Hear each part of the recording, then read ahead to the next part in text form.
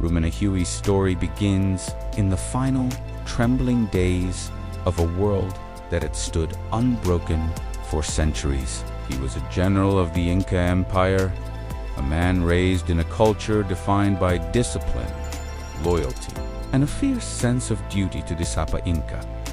Born in the highlands near Quito, he was shaped by the rugged mountains, the thin air, and the relentless expectations of empire. The Inca military tradition demanded more than strength. It demanded unshakable resolve, an ability to endure hardship, and a capacity to strategize across vast landscapes. These qualities became the core of Rumiñahui's identity long before he stepped onto the stage of resistance. When Atahualpa seized power in a brutal civil war against his brother Huascar, Rumiñahui remained among his most loyal commanders, and it was this loyalty that would define his destiny when the Spanish arrived. As rumors spread that strange, pale-skinned men had landed on the coast wielding weapons that spat thunder and riding beasts never before seen in the Andes. Rumiñahui, unlike many chiefs and nobles, did not underestimate. He paid close attention to early reports, understood that these newcomers sought more than gold, and began planning for an inevitable confrontation that would test everything he had ever learned. When Atahualpa was captured at Cajamarca by Francisco Pizarro's men, Rumiñahui knew the situation was more dire than many nobles believed. Despite Atahualpa offering a ransom of gold and silver so vast it stunned even the Spaniards, Rumiñahui understood that these invaders had no intention of honoring any agreement.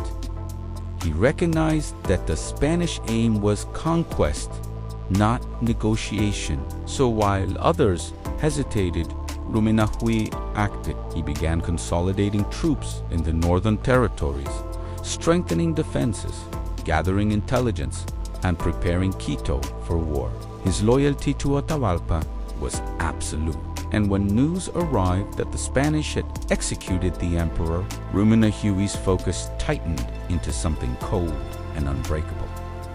He had lost his sovereign, but not his purpose. The northern Inca state, the remnant of Atahualpa's domain, would not fall without a fight, and he would be the one to lead that resistance. Rumiñahui took immediate steps to erase any resources the Spaniards could use. He moved treasures out of Quito, hid sacred artifacts, and ensured that no vast ransom would ever reach the hands of the invaders. Some legends say he personally oversaw the burial or scattering of the treasure of Quito, a hoard of gold that has never been found. Whether this treasure truly existed or became a myth born of Spanish frustration, the effect was the same. Rumiñahui denied the conquerors the wealth they sought, shifting the balance of power by refusing to play the role of a submissive subject. In doing so, he transformed himself from general to symbol, from strategist to the living embodiment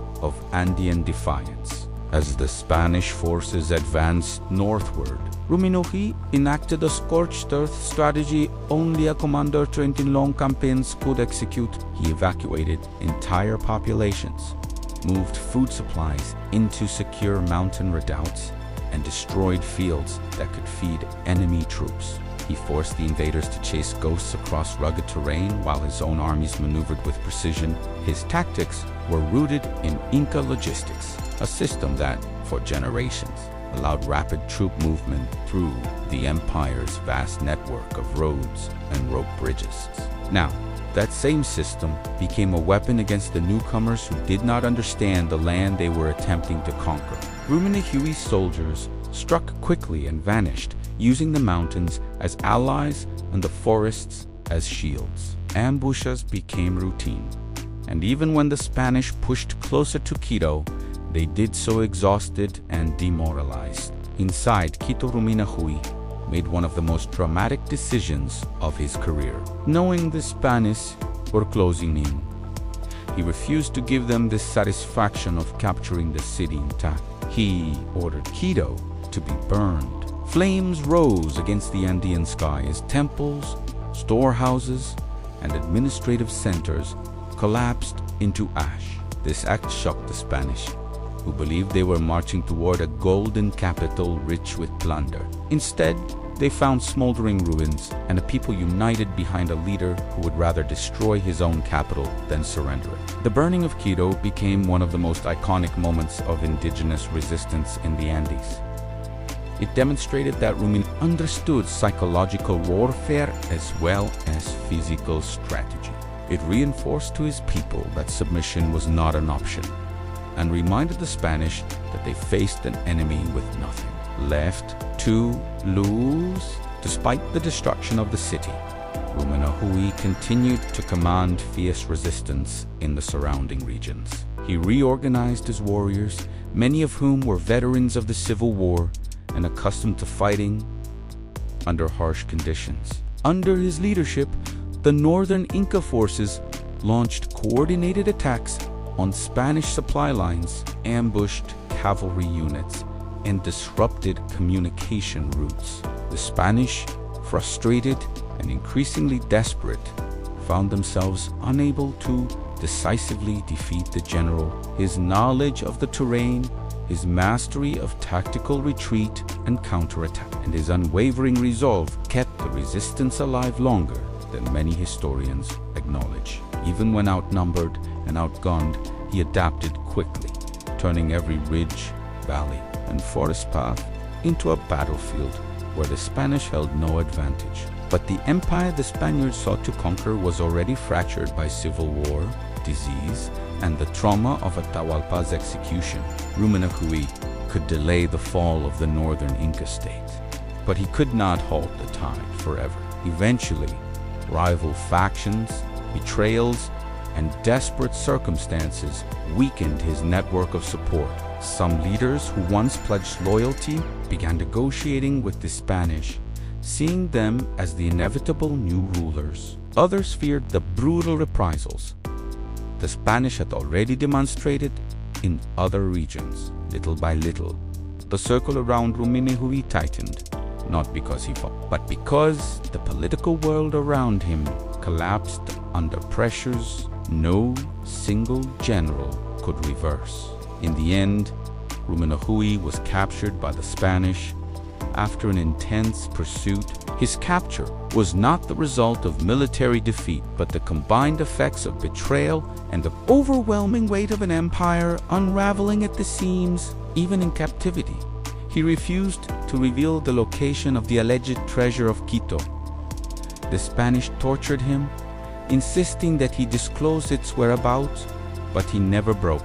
His silence denied them the final victory they wanted so desperately. Instead, he became a martyr to indigenous resistance, a reminder that loyalty, courage, and dignity could endure beyond physical suffering. When he was executed, he died as he had lived, unyielding, disciplined, and loyal to the very end.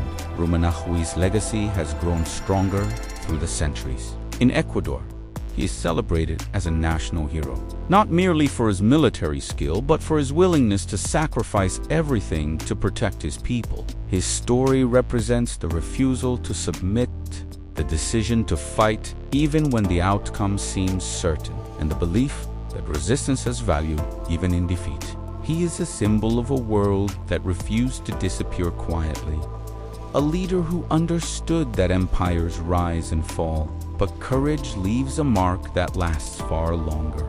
Today, statues of Rumiñahui stand across Ecuador.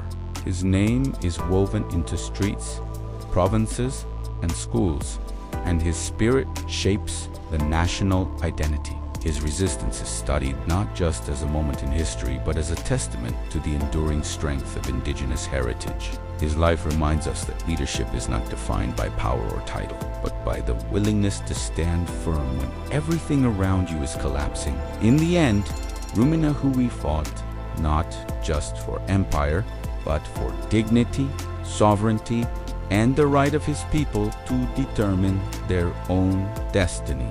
Follow for more history they never taught us in school.